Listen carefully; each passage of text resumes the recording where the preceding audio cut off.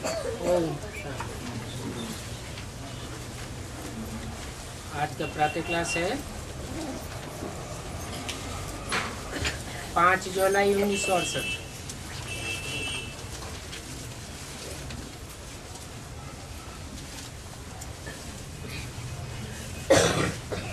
बाप बैठे यहाँ समझाते हैं, तब समझाते हैं जब कि इस शरीर पर सवार हैं। बच्चे जानते हैं कि बाप इस रथ द्वारा ही अपना परिचय देते हैं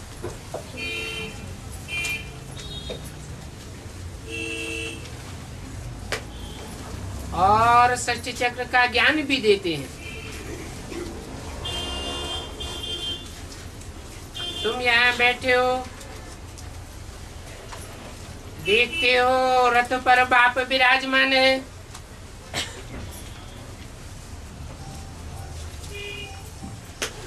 इस बाप ने ही सारी षष्ठी चक्र का राज समझाया है।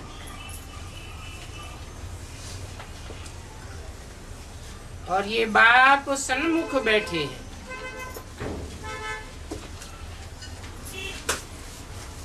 हम बाप को याद करते हैं तो बाप भी बच्चों को याद करते हैं। उन बच्चों को याद करते हैं जो मददगार बनते हैं।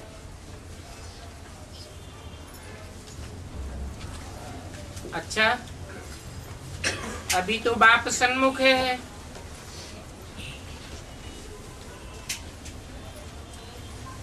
समझो जैसे मम्मा बैठती थी, कहती थी बाप को याद करो।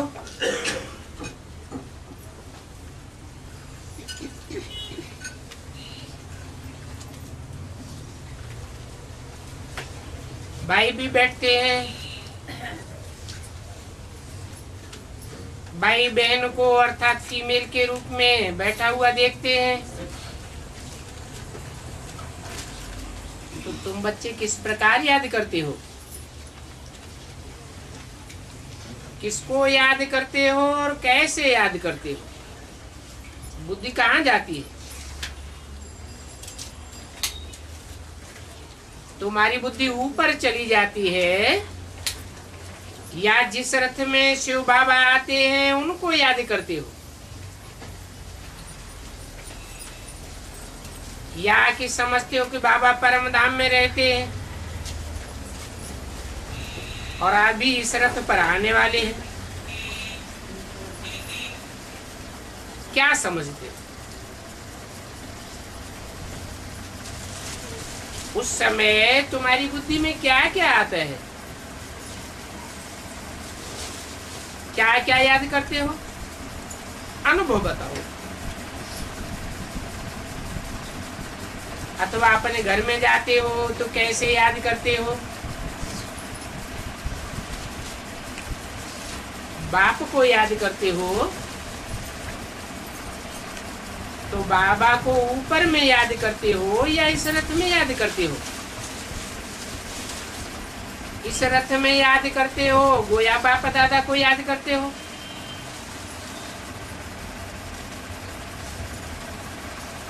बताओ। ये तो बेहद का बाप है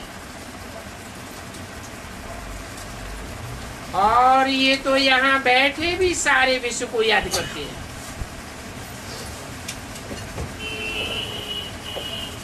उसमें भी इन पार्टिकुलर और इन जनरल बात भी है। पार्टिकुलर अर्थात जो सन्मुख हैं उनको याद करते हैं और सन्मुख होने वालों में भी जो जास्ती सर्विस करते हैं उस तरफ बुद्धि जाती है, नजर जाती है। उनको अच्छी रीति देखते हैं, प्यार करते हैं। बाकी औरों को तो ऐसे ही देख लेते हैं।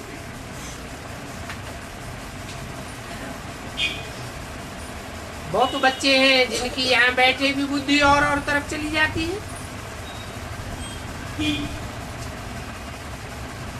उसमें भी जो अच्छे अच्छे सबसे बच्चे हैं वो भी शिव बाबा को रथ सहित जरूर याद करेंगे।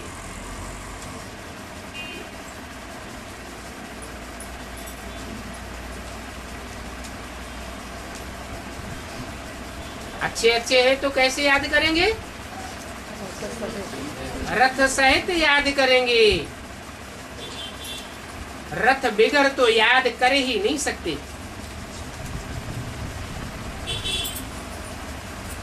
और बाप भी बच्चों को याद करेंगे रथ सहित।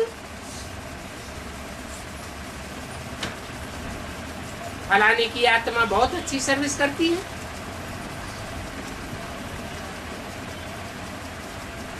फलाना कहा तो कोई नाम याद आता है ना। और नाम आत्मा का होता है या शरीर का होता है? तो शरीर भी जरूर याद आवेगा।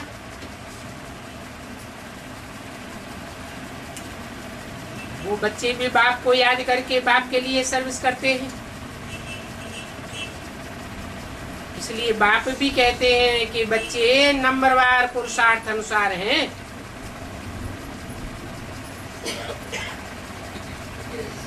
चंद्रमा के नजदीक भी सितारे होते हैं। कोई नजदीक भी होते हैं, कोई दूर दूर भी होते हैं।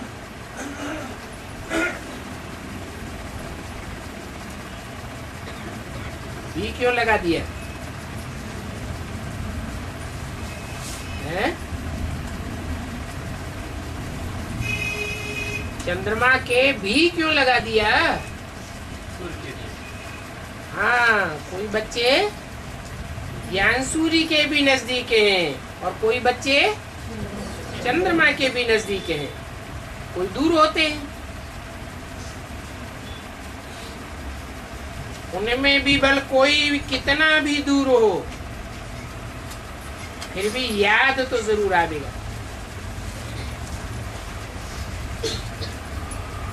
ये बच्चा विलायत में रहता है परंतु बहुत अच्छी सर्विस कर रहे हैं।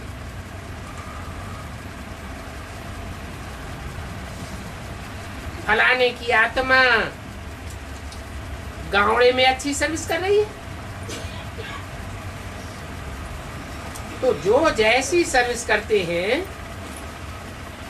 कोई मनसा करते हैं, कोई वाचा करते हैं, कोई कर्मणा करते हैं। और कर्मणा में तो बहुत प्रकार की सर्विस आ जाती है।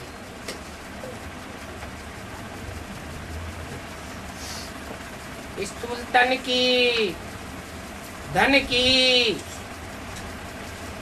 तो ये सभी बातें बाप ध्यान में रखते हैं। बुद्धि में आता है ये बच्चा धन की बहुत मदद करता है, धन की मदद करता है, बल खुद इतना पुरुषार्थ नहीं करता है। अवस्था इतनी अच्छी नहीं है परंतु उनके धन से बहुतों का कल्याण हो रहा है। बल ज्ञान नहीं है फिर भी कहेंगे धन से सर्विस बहुत अच्छी करते हैं। कोई ऐसे भी आते हैं कहते हैं हमको फुर्सत नहीं है।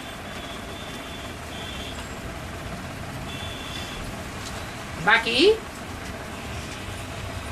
धन की मदद हम दे सकते हैं। तो वहां जाकर क्या बनेंगे? हाँ, कोई साहूकार बन जाएंगे। पुरुषार्थ नहीं करते हैं, पारिवारिक संगठन में भी नहीं बैठते हैं, ज्ञान योग की क्लास भी नहीं करते हैं, तो भी कहाँ आ जाएंगे?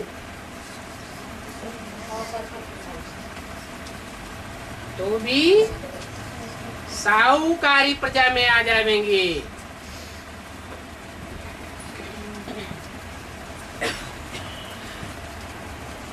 बाबा की बुद्धि में रहता है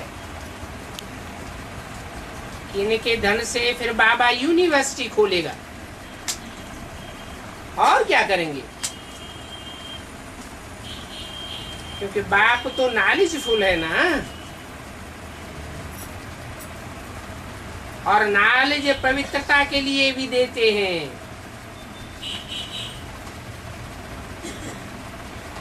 कहते हैं मुझे पवित्रतम को याद करो तो तुम्हारे पाप कर्म भस्म हो जाएंगे, मैली आत्मा पावन बन जाएगी, अर्थात तुम्हारे पाप कर्म विनाश हो जाएंगे।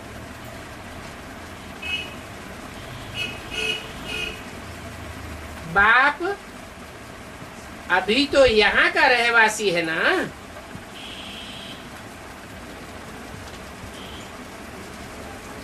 वो बाप हम सभी आत्माओं का बाप है, सुप्रीम सोल है, सुप्रीम बाप है।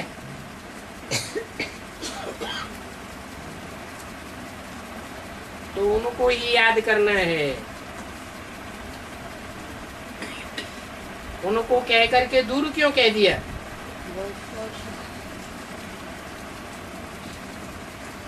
क्योंकि वो सुप्रीम सोल बाप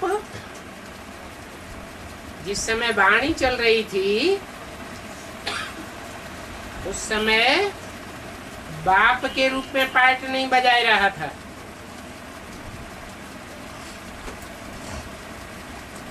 इसलिए ये नहीं कहा इनको याद करना है। ज्ञान चंद्रमा ब्रह्मा के तन में पार्ट बजाए रहा था, इसलिए बोला, इशारा दिया कि उनको ही याद करना है जो बाप प्रत्यक्ष होने वाला है। उस याद की मेहनत है, भल धंधे आज में रहो, सिर्फ इतना याद करो कि बाबा हमको विश्व का मालिक बनाते हैं, बाप को हम मदद करते हैं, सेंटर अथवा कॉलेज खोलते हैं, तो इसमें बहुतों का कल्याण होगा। समझाया जाता है इसका भी तुमको फल बहुत मिलेगा।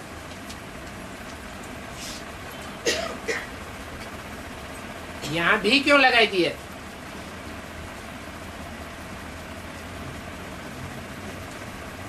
है जो पुरुषार्थ करते हैं, अच्छे ज्ञानी हैं, अच्छे योगी हैं, अच्छे धारणावान हैं, परंतु धन की मदद नहीं है, इतना धन है ही नहीं, उनको क्या फल मिलेगा? है फल तो उनको भी मिलेगा, वो राजघराने में आवेंगे, और जो ऐसी मेहनत नहीं करेंगे, सिर्फ धन की मदद करेंगे, तो बड़े साहूकार बनेंगे,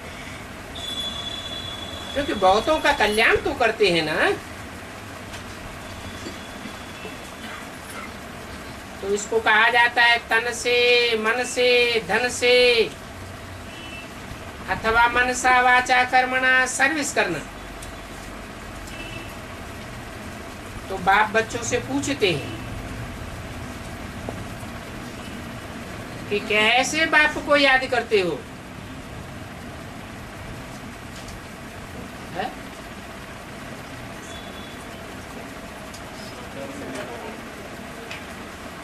साकार में निराकार बाप को तो याद करते हैं, परंतु याद भी किनको आवेगा?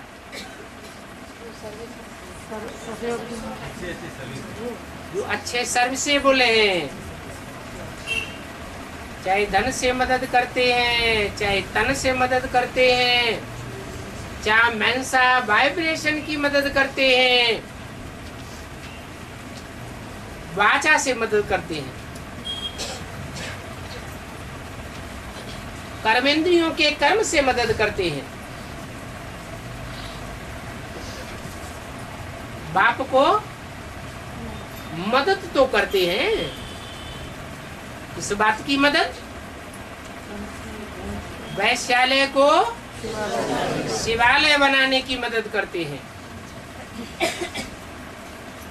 बाप तो बेहद का मालिक है। जहां जहां भी जो जो बच्चे हैं सभी को याद करते रहते हैं। और तुम बच्चों को दो याद करना है एक बाप को, और बाप सभी बच्चों को याद करते रहते हैं। तो जब याद करते हो तो क्या जहां रथ है वहां बाबा को समझ करके ऐसे बाबा को याद करते हो? समझो बाबा बंबई में है, तो क्या तुम्हारा बुद्धि योग बंबई में चला जाता है? बुद्धि में आता होगा कि बंबई में बाबा रथ पर विराजमान है, उनको याद करते हो। जो उनका स्थायी स्थान है उस बेहद के बाप के हम बने हैं, और वो बेहद का बाप अभी नीचे आया हुआ है।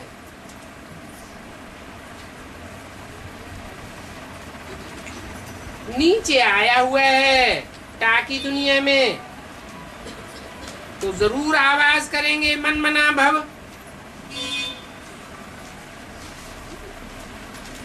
ऊपर बैठे थोड़े ही ये आवाज तुम्हारे कान में आवेगा, मन मना भव, मेरे में समा जाओ। मना ऊपर परम धाम में है, और परम धाम में याद करेंगे तो मन मना भव का अर्थ क्या हुआ है? परम धाम में जब है और उस समय याद करते हैं तो उसका अर्थ हुआ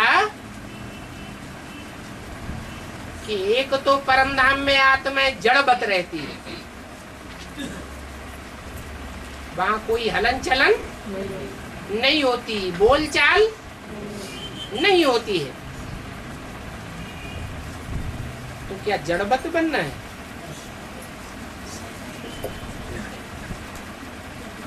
जड़वत तो नहीं बनना है। इसलिए कहा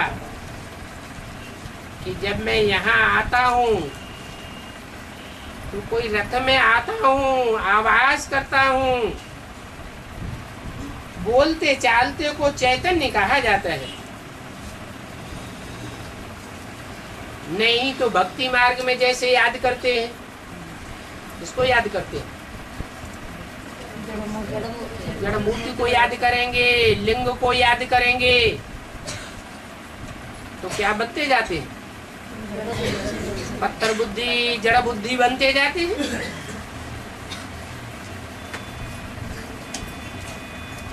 तो अभी तो नीचे आए हुए, तब तो पता पड़े ना कि बाबा हमको ये ज्ञान दे रहे हैं। तो जहां जहां रथ घूमता फिरता है वहां याद करते रहते हो या मधुबन में याद करते हो?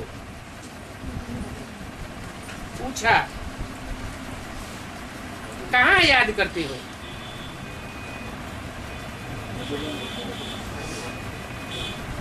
कोई कहते हैं बाबा मधुबन में मुरली चलाते हैं,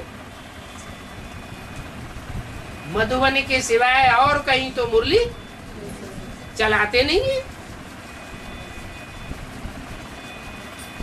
तो बाप पूछते हैं तुम कैसे याद करते हो, क्या करते हो?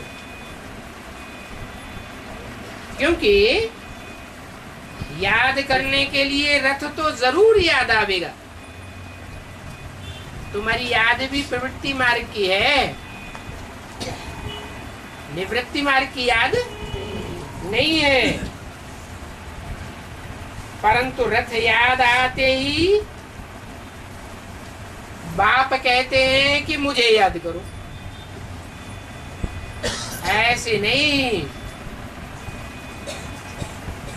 कि रथ वाली आत्मा के साथ 63 जन्मों का हिसाब है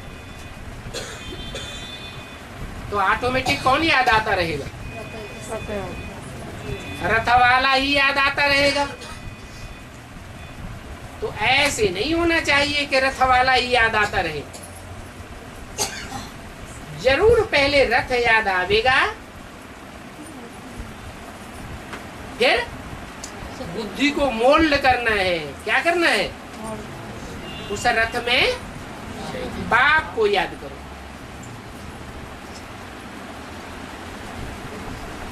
पांच जुलाई 68 की वाणी का दूसरा पेज।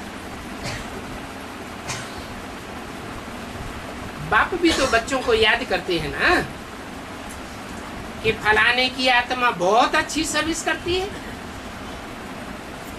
तो पहले आत्मा को याद करते हैं यह शरीर याद आता है। तो सर्विस करते हैं तो आत्मा थोड़ा ही फुदक फुदक के सर्विस करेगी। सर्विस करेंगे तो शरीर में जो मन है, मनसा से, वाचा से, कर्मणा से, तन से, धन से याद करेंगे। अच्छी सर्विस करेंगे तो बच्चे याद आते हैं। तो भल कहाँ भी हैं बच्चे, उनको याद करना पड़ता है। जैसे कहेंगे देहरादून में प्रेम बच्ची है, वो बहुत अच्छी सर्विस कर रही है।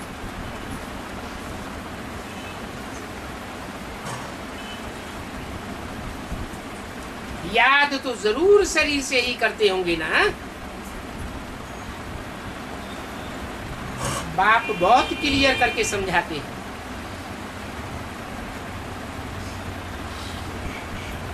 कहा मुझते तो नहीं हो कि पता नहीं किसको याद करें। अगर सिर्फ बिंदु को याद करें तो कौन सी बिंदु को याद करें? ढेर की ढेर बिंदु रूपी आत्माएं, मनुष्य आत्माएं, पशु पक्षियों की आत्माएं, कीड़े मकोड़ों की आत्माएं है, तो सब बिंदु। तो किसको याद करें? अरे बाप तो मनुष्य तन में आते हैं ना, काहे के लिए आते ही क्या करते हैं? ज्ञान देते हैं। और ज्ञान मनुष्यों को सुनाया जाएगा या पशु पक्षियों, कीड़े मकोड़ों को सुनाया जाएगा? मनुष्य तन में ही आते हैं, तो जरूर शरीर को याद करते होंगे। बाप बहुत क्लियर करके समझाते हैं कि ऊपर में याद करना है या इस रथ में याद करना है। नहीं तो रथ में बाप क्यों आया है?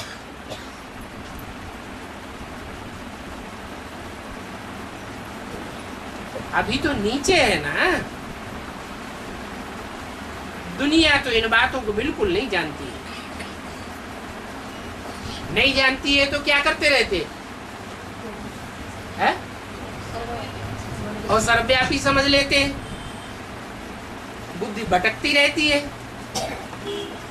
और तुम्हारी बुद्धि में तो पक्का निश्चयात्मक ज्ञान बैठ गया है कि बाप आमों को मुकर्रर रथ में आया हुआ है।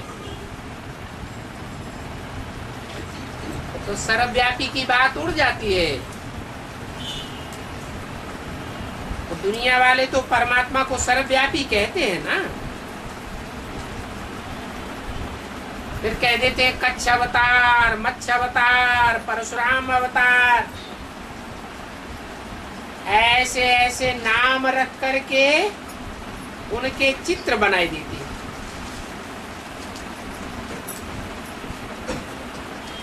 है। शास्त्रों में जो ढेर के ढेर अवतार बताए हैं,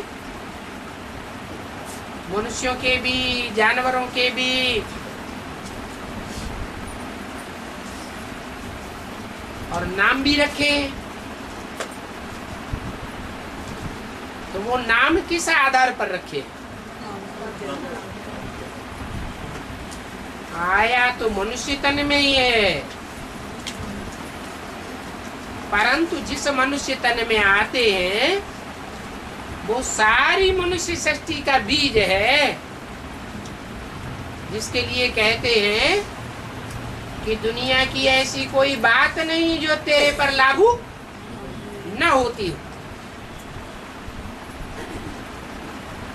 तो भक्ति मार्ग में बनाई दिया है कि आत्मा 84 लाख योनियों में जाती है।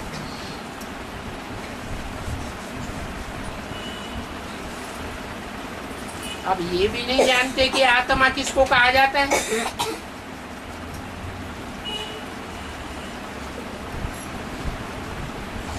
कोई आत्मा ऑलराउंड पार्ट बजाने वाली और कोई आत्मा ऑलराउंड पार्ट नहीं बजाती है। कम जन्मों का पार्ट बजाती है, तो उसे 100% आत्मा कहेंगे? है? क्यों नहीं कहेंगे? इसलिए नहीं कहेंगे कि एक जन्म, 2 जन्म या ज्यादा जन्म क्यों कम हुए? क्योंकि देह भानी रहे। बाप ने समझाया तो भी बुद्धि में नहीं बैठा। बना बनाया ड्रामा है हर आत्मा का, जिसमें जितना देहभान होगा वो उतना देहभान का पार्ट जरूर बजाएगा। पक्का आत्माभिमानी होगा, ऑलराउंड पार्टधारी होगा, तो अंतिम जन्म में आते आते भी 500 करोड़ के मुकाबले बीज रूप स्टेज, आत्मिक स्टेज जल्दी से जल्दी धारण करेगा। उसके लिए थोड़े ही कहेंगे कच्छ अवतार, मत्स्य अवतार।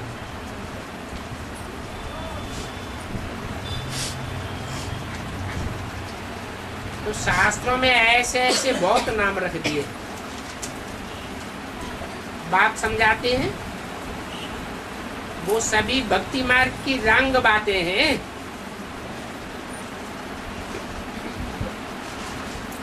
और भक्ति मार्ग की रंग बातों की भी शूटिंग कहाँ होती है? संगम युग में ही शूटिंग होती है। तो बाप रंग बात और राइट बात दोनों ही बातें समझाते हैं। ये श्रीमत के अनुकूल और ये बात श्रीमत के प्रतिकूल है। तो राइट क्या है वो भी समझाते हैं कि बाप को कहाँ याद करना है।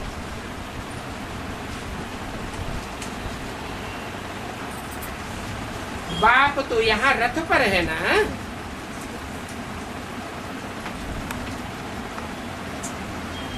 यहाँ इस दुनिया में रह करके, रथ में रह करके सभी की सेवा करते हैं।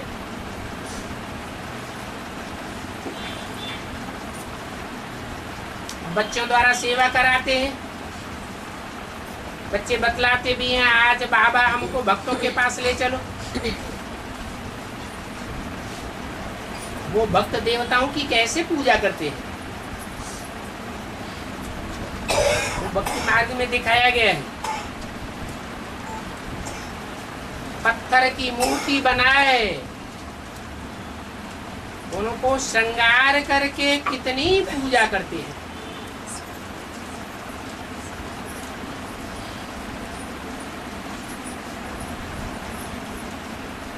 कहाँ की यादगार है? भक्ति मार्ग में जो भी करते हैं वो यादगार कहाँ की है? कैसे? ये पत्थर की मूर्ति बनाए, उनको फूलों से श्रृंगार करते हैं, कितनी पूजा करते हैं। ऐसे ही जब देवियों की विदाई देते हैं तो फिर रोने लग पड़ते हैं। कहाँ शूटिंग होती है? ब्राह्मणों की संगम की दुनिया में तो होती है, लेकिन कैसे है? आत्मा पत्थर जैसा हीरा बन जाता है। बेसिक नॉलेज में भी ये शूटिंग होती है कि जिन देवियों की बहुत आओ भगत करते हैं और बाद में जब परमात्मा बाप मुकर्रर रथ में प्रत्यक्ष होता है तो उन देवियों का तिरस्कार करने लगते हैं, विदाई दे देते हैं। जैसे कोई चैतन्य में बिछुड़ता है ना तो रोते तो है ना, वैसे ही बड़े बड़े घर वाले मूर्ति को डुबोने पर रोने लग पड़ते हैं। हमने इनके पीछे इतना धन बर्बाद किया।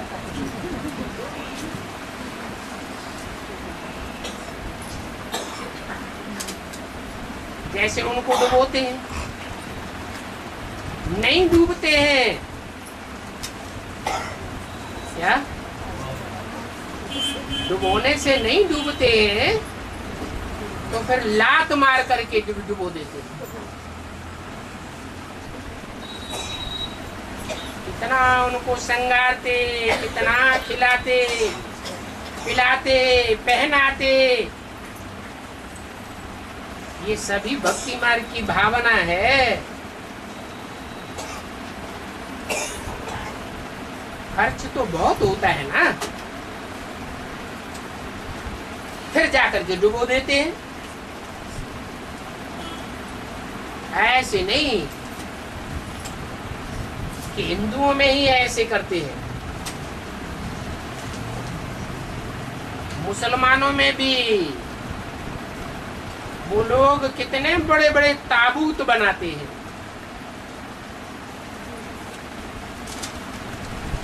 उनको ताजिया कहते हैं।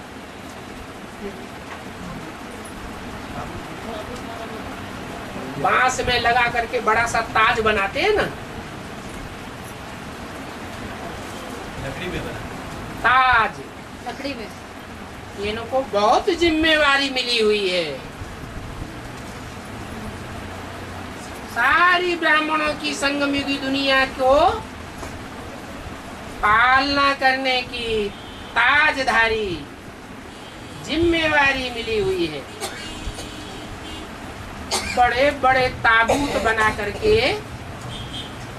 फिर उनको ले जा करके खलास कर देते। आजकल पैसे कम हो गए हैं मुसलमानों के पास, तो फिर वह संभाल के रख देते हैं, खलास नहीं करते। क्या करते हैं? संभाल के रख देते हैं। फिर 12 मास के बाद मरम्मत आदि करके निकालते हैं।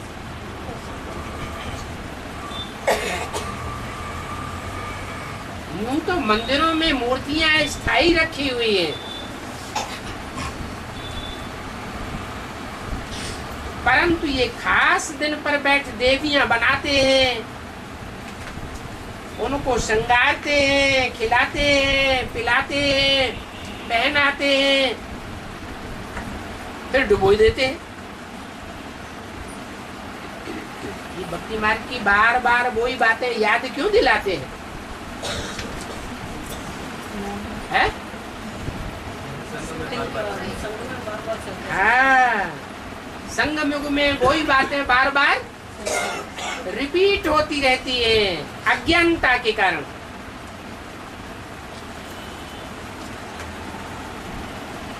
तो बताया ये भी अज्ञान है ना। अभी तो बाप सन्मुख कहते हैं। क्या? अभी पहले सन्मुख नहीं कहते थे। कैसे कहते थे? ब्रह्मा द्वारा कहते थे, तो उतना समझ में किसी को नहीं आता था। और अभी तो बाप सन्मुख कहते हैं कि तुमको कितने पैसे याद दिए और कितना तुम धनवान थे।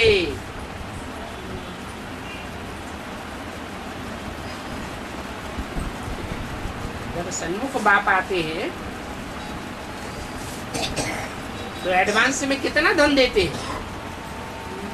हैं? बहुत अतिचार धन देते हैं। फिर क्या होता है? फिर जो भी धन लेने वाले हैं, एडवांस ज्ञान में चलने वाले, सतो प्रधान से नीचे उतरते उतरते क्या बनते हैं? अभी कितने कंगाल बन पड़े। ये कंगालपना कहां से आ गया? अरे कहां से आया? जहां हमारा तन होगा वहां हमारा मन होगा, जहां हमारा धन होगा वहां हमारा मन होगा।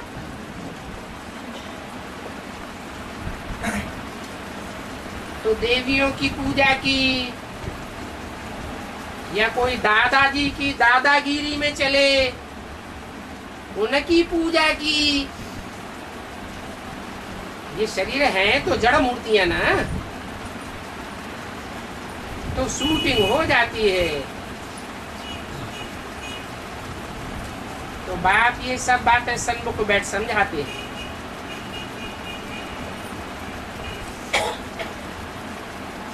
पहले ब्रह्मा के द्वारा सुनाते थे,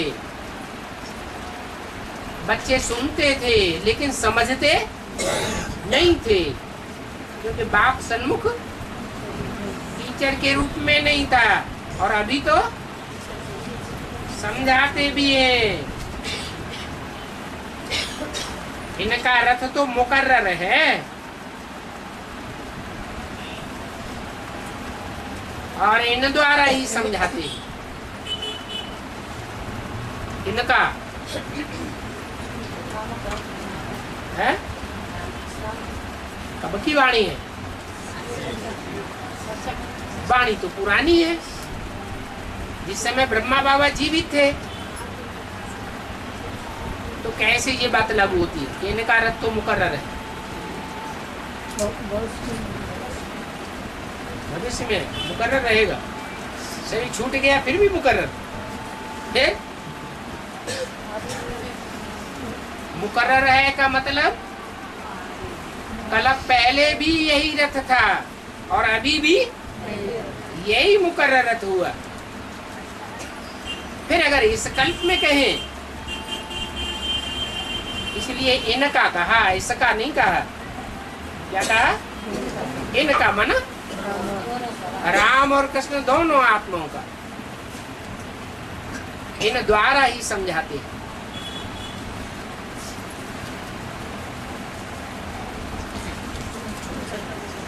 कब कब कोई और के रथ में भी जाकर के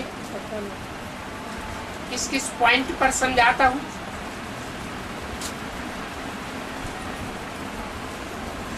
परंतु वो पता नहीं पड़ता। अभी तुम बच्चे समझते हो बाबा ने इस रथ द्वारा ही अपना परिचय दिया है। क्या फर्क हुआ?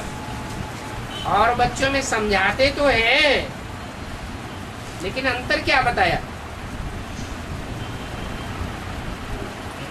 इस रथ द्वारा, मुकर्रर रथ द्वारा अपना परिचय देते हैं, और रथों के द्वारा समझाते हैं, उसमें अपना परिचय नहीं देते।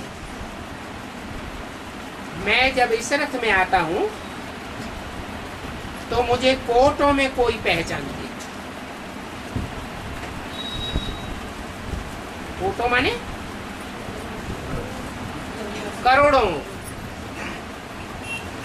जो पहचान करने वाले हैं, पहचान करने का पुरुषार्थ करने वाले हैं, वो करोड़ों की तादाद में होते हैं, परंतु उनमें से सब नहीं पहचानते।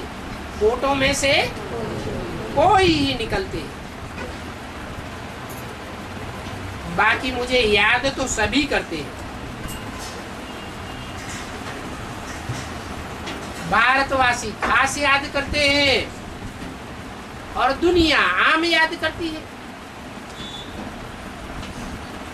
परंतु उनको ये पता नहीं है कि बाबा अभी नीचे आया हुआ है।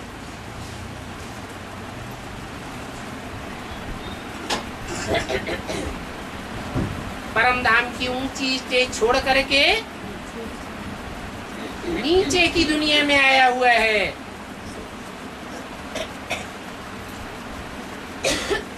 आते हैं या नहीं आते हैं, ये कुछ भी नहीं जानते। न जानने के कारण परमात्मा को ही पत्थर ठिक्कर में ठोंक देते हैं।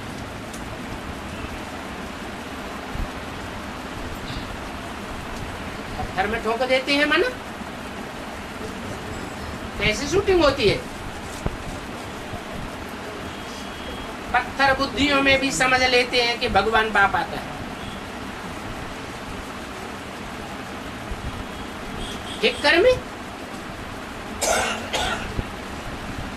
जिनको थोड़ी सी माया की ठोकर लगे या प्रकृति के प्रकोप की थोड़ी सी ठोकर लगे और ज्ञान में से टूट पड़ते हैं। जैसे ठिक्कर मिट्टी का ढेला ठोकर लगने से बिखर जाता है। बित्तर बुद्धियों में समझ लेते हैं। बीत कहते हैं दीवाल को, अर्थात ज्ञान मार्ग में दीवाल बनकर के सामने खड़े हो जाते हैं। बाप आकर अपनी पहचान देते हैं और वो बिगन डालते हैं, ये बाप नहीं है। तुम कहते हमारा बाप है, वो कहता हमारा बाप नहीं है। अनिश्चय बुद्धि बनाते रहते,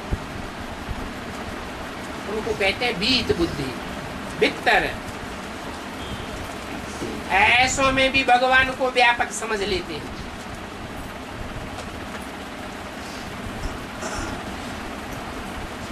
कोई कहते भी हैं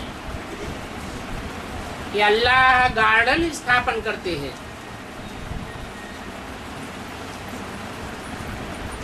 गार्डन में तो सुखदायी फूल होते हैं, दिव्य गुणों की खुशबू वाले फूल होते हैं। अल्लाह ऊंचते ऊंच को कहा जाता है। जो ऊंचा होगा वो सुखदायी दुनिया बनावेगा या दुख देने वाले कांटों का जंगल बनावेगा? जरूर ऊंचते ऊंच बाप ऊंचते ऊंच दुनिया स्थापन करते हैं। तो कहने वाले कहते हैं कि अल्लाह गार्डन स्थापन करते हैं, परंतु गार्डन किसको कहा जाता है वो जानते नहीं। तुम तो जानते हो कि और कोई भी धर्म को गार्डन नहीं कहा जा सकता।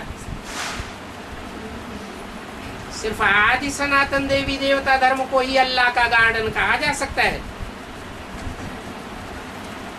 तो वहां जाने के लिए तुम बच्चों को पुरुषार्थ कराते रहते, और कब पूरा पुरुषार्थ कराते हैं? जबकि ये दुनिया कांटों का जंगल बन जाती है।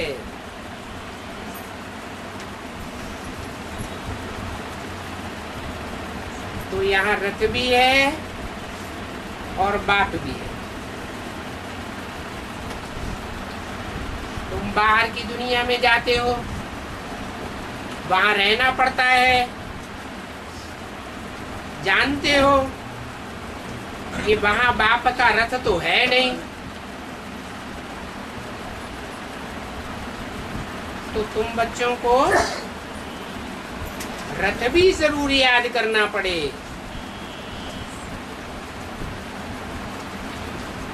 क्योंकि कोई को भी याद करते हैं तो पहले पहले रथ ही याद आता है, उसका चेहरा मोहरा याद आवेगा। जानते हो फलानी आत्मा फलाने रथ में बहुत अच्छी सर्विस कर रही है। सभी आत्माएं अपने अपने रथ पर विराजमान है। उनको अकाल तख्त कहते हैं। इनको है? सब आत्माओं को अकाल तख्त कहेंगे।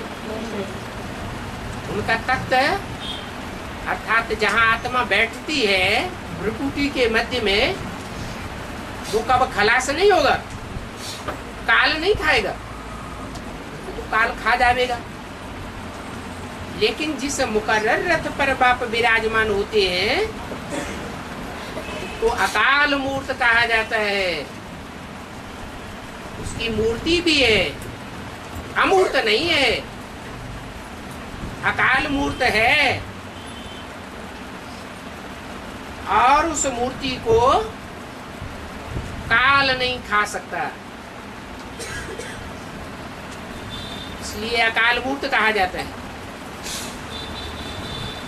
तो ऐसी अकाल आत्मा का ये तख्त है।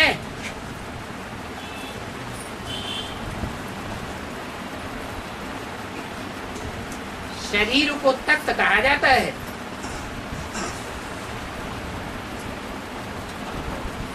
और काल शरीर को खाता है, आत्मा को काल नहीं खाता है। आत्मा तो अजर अमर अविनाशी है ही है, परंतु अकाल तख्त तब कहा जाता है जब संसार में वो प्रत्यक्ष होता है। अकाल मूर्त बाबा जिसकी महिमा गाते हैं, महिमा तभी गाई जाएगी, गायन तभी करेंगे जबकि कुछ करके गया हो। तो तुम कहाँ भी रहेंगे, ऐसे अकाल तख्त रथ को जरूर याद करेंगे।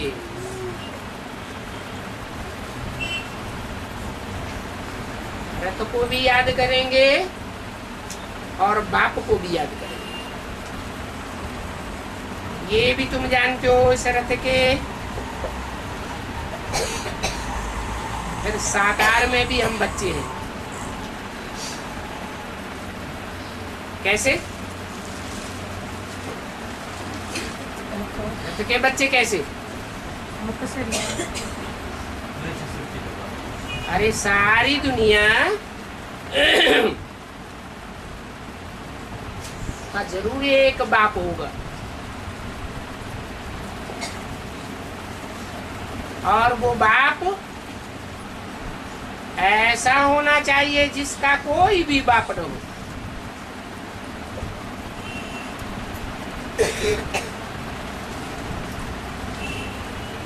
हिंदुओं में तो मान्यता है एक ही देवता की, ऐसी मान्यता है जिसको कहते हैं शंकर,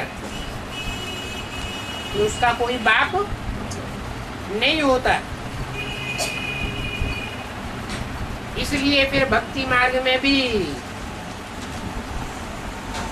शिव को शंकर के साथ मिलाए कर रख दिया है। क्योंकि शिव बाप जब आते हैं तो बहुत याद करने वाले बच्चे को आप समान बनाते हैं। और फिर शंकर का नाम शिव के साथ जोड़ दिया जाता है। 33 करोड़ देवताओं में से कोई का भी नाम शिव के साथ नहीं जोड़ा जाता।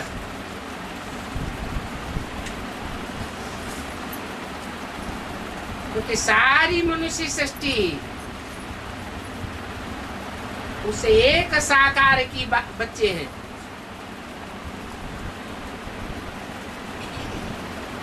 परंतु उसका कोई बाप नहीं है। उसका गायन भी है। हिंदुओं में कहते हैं आदिदेव, मुसलमानों में कहते हैं आदम, क्रिश्चियंस में कहते हैं एडम। स्थान भेद के कारण थोड़ा थोड़ा अंतर हो गया है भाषा में।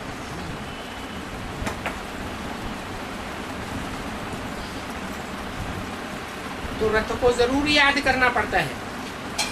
जबकि बाप है, रथ बगैर भभकेगा तो नहीं।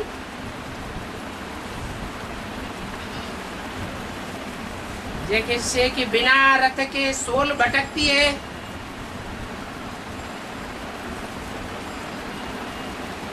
उनको भूत प्रेत कहते हैं।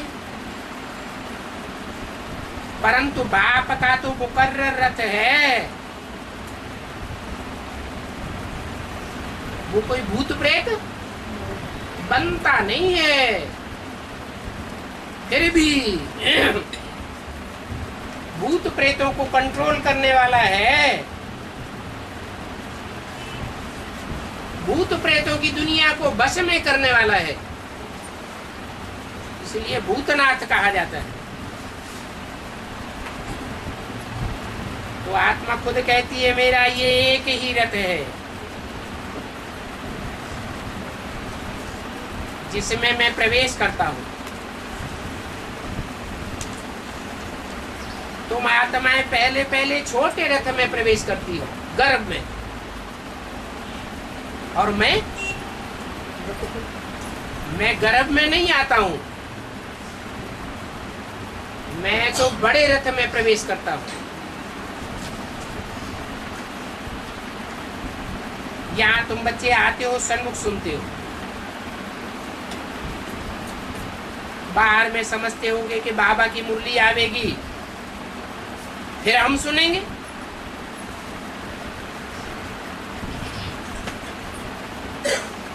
तो समझेंगे कि बाप मुरली बजावेंगे तो जरूर यहाँ होंगे, इस दुनिया में ही होंगे ना। सभी की नजर जरूर मधुबन में जाएगी। बाबा मधुबन में है, अभी वहां मुरली चलाता होगा। और बच्चे बाबा से सन्मुख मुलाकात करते होंगे तो उनका बुद्धियोग मधुबन में ही होगा। इसलिए शास्त्रों में भी मधुबन का नाम गाया हुआ है। मधुबन में मुरलिया बाजे। बाकी दिल तो सभी की होती है कि हम मधुबन में बैठ बाप की मुरली सुने। तो तुम बच्चों को ज्ञान है, और उस ज्ञान की पहली मुख्य बात है मन मना भव। उसके लिए अलफ को पक्का याद करना है, नहीं तो मन मना भव का ज्ञान टिक नहीं सकता।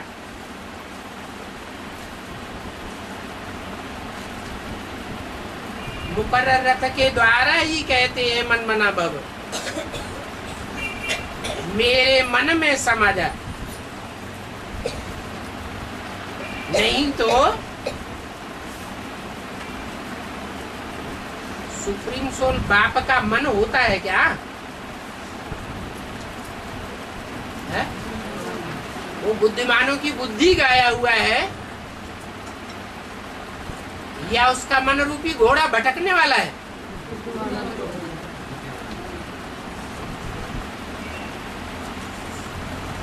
वो तो मन को कंट्रोल करना सिखाता है।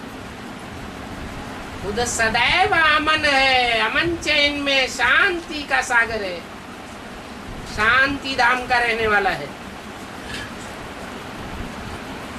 हम बच्चों को भी आकर के अमन बनाते हैं, तब हम स्वर्ग में अमन चैन की जिंदगी बिताते हैं। परंतु उसके लिए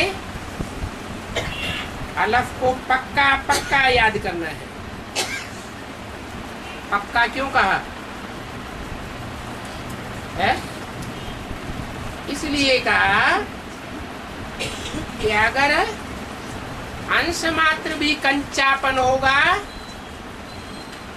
तो माया भुलाए देगी, मुकर्रर रथ से बुद्धि को हटाए देगी, निश्चय बुद्धि से अनिश्चय बुद्धि बन पड़ेंगे। तो पहले पहले आपको अलफ को पक्का याद करो, फिर बे को याद करो। अलफ और बे, बस। बे कौन हुआ? अलफ कौन हुआ है? अलफ खड़े डंडे को कहा जाता, बे बड़े डंडे को कहा जाता। तो कौन हुआ अलफ?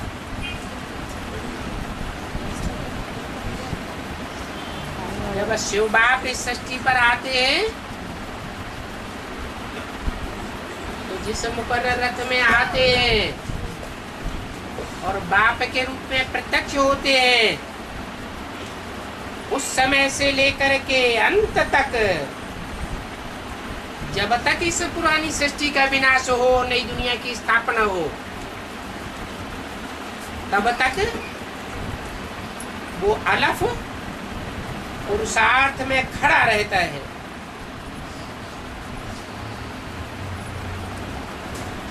कोई माया की ताकत या कोई प्रकृति की ताकत उसको गिराए नहीं सकती। इसलिए कहा अलफ को पक्का याद करो। पक्का आधार पकड़ेंगे तो ये दुनिया जो विषय सागर है,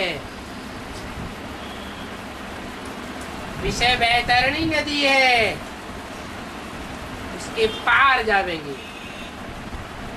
भक्ति मार्ग में गायन भी है, शंकर चाप जहाज यही चढ़ी उतरे पार नर, बूढ़ सकल संसार। सिखों में भी गायन है, नानक चाप जहाज।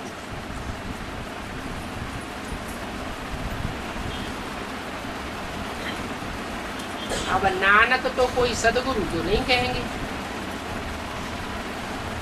सदगुरु वो जो सारी दुनिया की सदगति करे।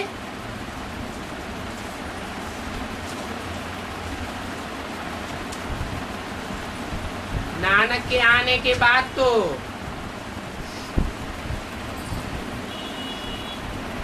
दुनिया की दुर्गति हुई है 500 वर्ष के अंदर, या मनुष्यों की मेंटेलिटी ऊपर उठी है, दुर्गति होती गई। सिर्फ नानक की बात नहीं है, सभी देहधारी धर्म पिताओं की यही बातें हैं। और गुरु तो अनेक होते हैं। सिख लोग गाते भी हैं एक सदगुरु निराकार, तो जो एक निराकार है वो तो जरूर निराकारी, निर्विकारी, निरहंकारी होगा और आत्माओं को मनुष्य से देवता बनावेगा। देवताएं भी निराकारी स्टेज में रहने वाले होते हैं, निरहंकारी होते हैं, देवताओं में विकार नहीं होते हैं, इसलिए पूजे जाते हैं। तो जो जैसा होगा वैसा ही बनावेगा। एक बाप ही सृष्टि में ऐसा है और वो भी आत्माओं का बाप है जो मनुष्यों को नर से नारायण और नारी से लक्ष्मी जैसा बना कर जाता है।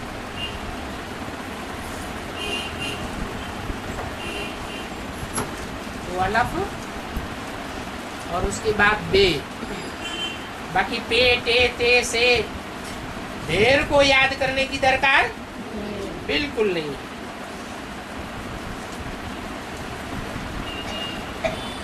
बे के द्वारा ही राजाई का सारा समाचार सुनाते थे। तुम कैसे राजाई लेते हो और कैसे राजाई गंवाते हो वो तुम्हारी बुद्धि में बैठ गया है। कैसे लेते हो है? तुम राजाई लेते हो राजयोग से, और ये राजयोग का ज्ञान बाप गीता ज्ञान द्वारा ही सुनाते हैं। गीता का भगवान बाप कोई द्वापर के अंत में नहीं आते हैं जो पापी कलयुग की स्थापना करके चले जावे। वो तो आते ही हैं कल्प के अंत में। सतयुग, त्रेता, द्वापर, कलयुग, 4 युगों का जब आवर्तन हो जाता है तब अंत में आकर के सतयुग की स्थापना करते हैं।